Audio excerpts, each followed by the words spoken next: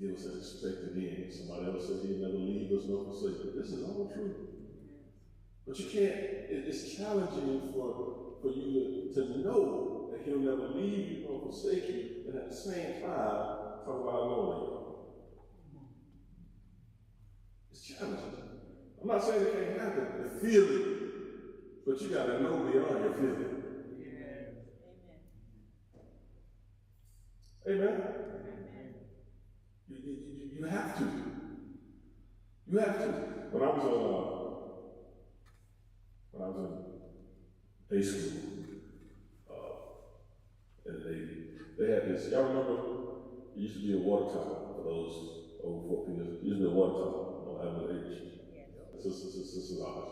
It was similar to a water tower. It was that. It was at least that high. How high they are? I don't know how high they are. If not taller. And at the bottom, it was filled with water. It's a big column filled with water. And at the bottom was a pool, right? You had a tower, and then you had a chamber, closed chamber, and then you had a pool. And we would have to get in the pool, go under into the chamber. They open the door, close it. And when they close the door, pressurize it, push the water out.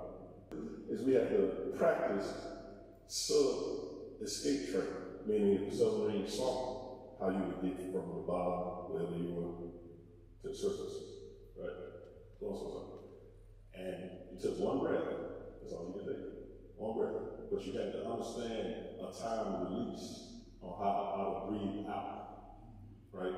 We got a nurses building and a medical professional. There's this thing called abilities. If you under so long, it can kill you, right? So you have to control how you release. And if you do it at the wrong time or stay too long, well, you get to the top, but you don't be in the state that you want to be in when you get there, right? So we would go in there, we had more and they would open the chamber, and they would tell you to say, ho, ho, ho, like Santa Claus, right? But you had to do it in controlled releases. One breath, but you could actually, you take one breath in, but you could actually exhale 3 times because the pressure where you were compacted the oxygen in your lungs, and as you rose up the column, it expanded. You get in, you got your lungs full of oxygen, so you immediately kind of start going up. But it's at least, I'm gonna say, maybe 6 stories, 5 or 6 stories, but this is a long way, and you gotta release it. Just hold, they say, hold, and you get one breath out, and about another 3 or 4 stories, it's about 30 feet, you release the second. And by the time you release the last one, you're about 10 or 15 feet from the top where you can get out. My point is this: sometimes there are things that we go through where there's a controlled method to survive it.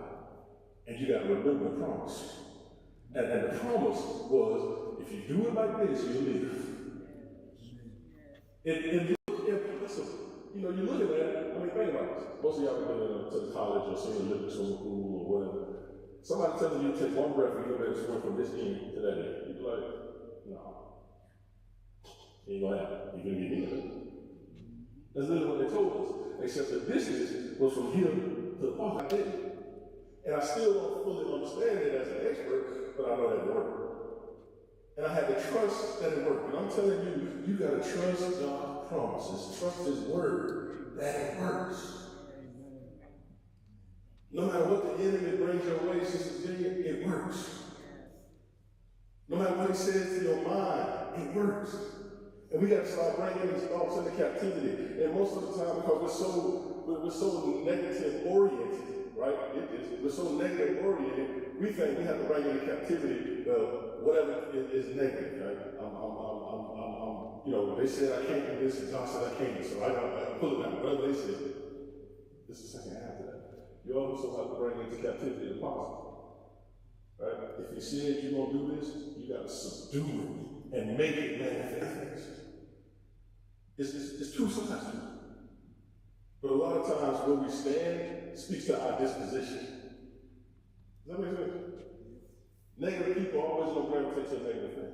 Amen. No, I can't do it. They said I couldn't do it. And this, my credit ain't right. This, that. Yeah, boy. I'll tell you something. The first house I bought, the old house. We bought a house, the credit was like 519.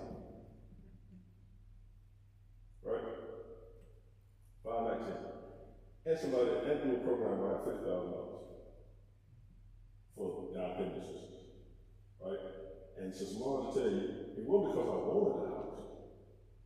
Actually, she was the couch, she didn't know house. I mean, I don't know what I was interested in, but it wasn't that. Just trying to show you how God works. You know, and we were going to lunch. We went to Laura's. And Laura's was open. I'll never forget it. And she said, you know I got to my house in Big Creek? I said, oh, I'm going there for that thing said stop and that it started there, but I'm going there for. She said, I never. She would never drive. I rarely drive, so I would drive. And at that time, she had a Mercedes.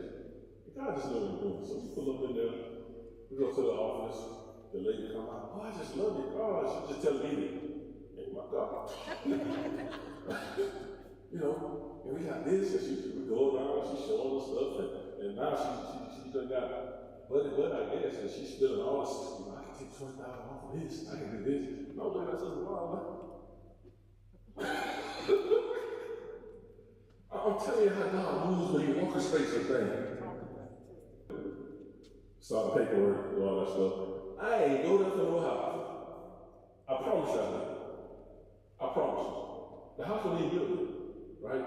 So I choose the lot, choose the one that I'm interested in. They build and they do their thing. We had a revival in Orlando at the church at that time. And I go by, I pray the Lord will lead. Not every day, but just when he will lead. And some people do things because it's this is how they would do it. This is what they think is proper. Ain't nothing wrong with that. But it would stay empty until I felt like the Lord said, come. And then I would go. And one time I went, and this is how I know the Lord was moving. The Pope and the pastor was in the house. I said, what y'all doing in my house? I reserved the rooms, you know, and I had the money for what I knew the Lord had assigned me to. Right? Get me? This is the promises. I had the money for what I knew the Lord had assigned me to. The lady said what she said.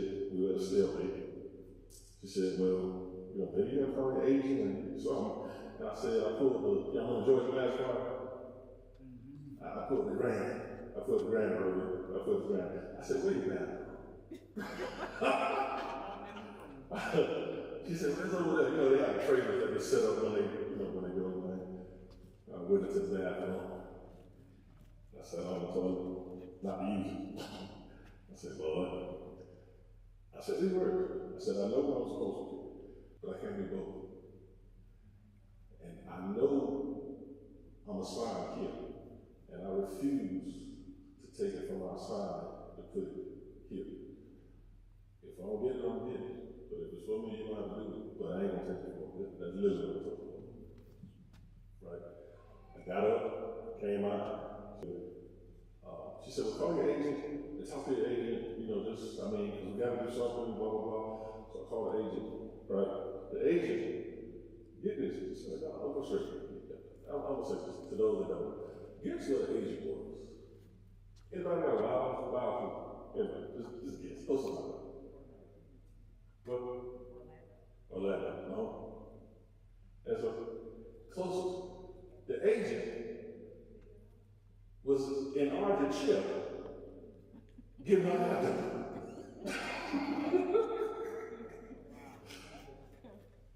I'm telling you how the Lord worked. I called her. She said, well, this is a little bit about And I had a dream before then. That I was at work, and somebody called me to the front desk. And don't get lost in this. I'm telling you about the promises. We're talking about the promises. But we can only talk about what we've experienced. And the conviction comes off of the experience. I can't tell somebody else's story. I can just tell mine. Right? And I'm at work, and I had this dream. And the dream that I had at work, the lady at the front, she came and she got me. There's 3 guys. Brought her back to the conference room and find this conference room. And we sat there. And he said, I opened up 3 envelopes. One was a contract, and 2 were checks. And the one check was blank, and it just had a signature on it. And I said, what's this for? And the one guy, he was English. The one guy, he smiled, had the whitest teeth. The white man can't do that. You know? This is the whitest piece. He said, he told us to build it for you. And he just kept smiling. 3 pieces of paper. One was contract, 2 were checks. One of the checks had $55,000. The other check was blank. I'm telling you specific numbers that I saw. And I shared this story with a few when it happened. Right? Back to the agent. Right? This is what the agent does. The agent asked where I'm at, this and that and third. Well, I'm getting my hair done at such and such a place, and I can't hear you right now, blah, blah, blah. Well, but if you can get somebody to come by, just have them come by and see me. So I was like, okay. At the time, the ladies, my wife and them, they were dance persons. And let me say this. Scripture says, how can 2 walk together except they be agreed? Right? That's what it says. That's what it says. Yes. Right? And that's true. But you gotta use wisdom.